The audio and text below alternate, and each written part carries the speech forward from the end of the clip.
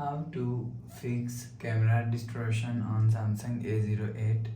Let's start the video. First of all, open quick settings panel, just swipe down and click on this power icon and click on this restart icon. Again tap on this restart icon, your phone is restart. After restarting, enter phone pin. You will see your problem is solved. But if it not solved, if you want to fix this problem, so clean camera lens with the help of tissue paper. After clean camera lens, you will see your problem is solved. But if it not solved, go to app library. Here click on settings app. Now in setting, scroll down and click on apps. After click on apps, scroll down and search camera app.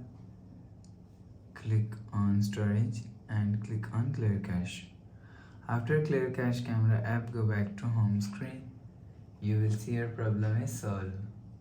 But if it not solved, so click on camera app and click on this 4-dot icon. Click on settings icon. Now in camera setting, scroll down to and click on reset setting. Click on reset, you will see your problem is solved.